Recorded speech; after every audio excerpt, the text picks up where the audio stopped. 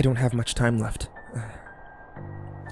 I must recant my tale before my time is up, before I fade out of existence. The first thing I remember is waking up outside. It was snowing out. I was naked. I felt dozens of children's hands about my head and body, rubbing my skin back and forth. I tried to run away, but my legs and feet were firmly planted.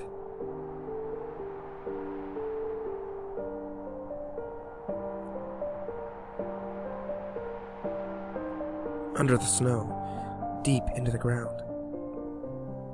I tried to flail my arms, but they too were frozen, movable.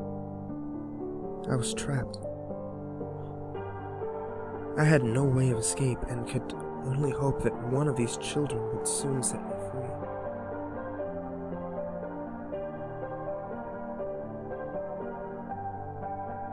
The children stood back and glared at me with awe and wonderment. They whispered things to each other as they continued to gape at my raw, naked form. I wanted to shout at them, beg them to release me, but none heard my plea. One small boy approached me and looked with a wide grin.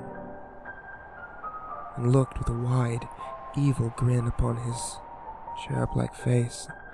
Got down on the ground on his hands and knees as another little boy quickly climbed on his back and met me face to face. He looked quizzically, contemplative. He looked quizzical, contemplative, as if he wanted to do more to me but could not decide on what to do. I closed my eyes in hopes that I could concentrate on a happy place while he performed his dastardly deed. He grabbed my nose and twisted it around and jammed it back into my skull, but careful enough not to break it. The pain surged through my body as he twisted and shoved for what seemed like an eternity. The boy then plucked out each of my eyes and placed them back into my face in different locations. Miraculously, I could still see, but the vision has been permanently skewed. He turned to his cohorts and reached for what I thought would be my undoing, but surprisingly, he presented me with a wool scarf, delicately wrapped it around my neck. It wasn't much, but the warmth was lovely.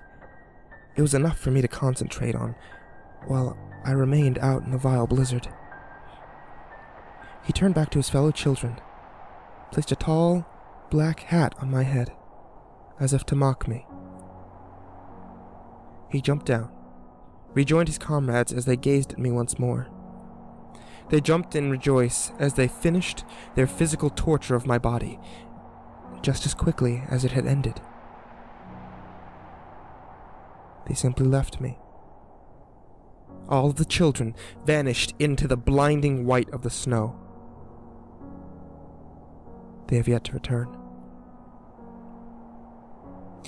Week after week, month after month, I stood there in my frozen solitude. The snow eventually cleared and I saw the children passing by, not giving me any notice. I saw other people casually walking past me. I tried to call for help, but just like my captors, they couldn't hear me either. They could only see me. And soon, it began to grow warm. The scarf was no longer needed, but it was not removed. It only slid off my neck, down my shoulders and onto the ground. My nose, battered and bruised, sludgingly slid out of my skull, rolled down my chest, and plopped into the slushy mix that slowly began to rise around my feet and ankles. My eyes stayed firm, but now they're showing signs of fatigue. My spine has become deformed as I now slump over to my right side. The chilling pool of ice and water continues to rise. It's like as if it may consume the rest of me, and I'll slowly drown. It's been months since I first remembered my incarceration. My left eye is completely fallen out, and the scarf swims around the pool that's reached up to my ears. And I've come to terms with my fate.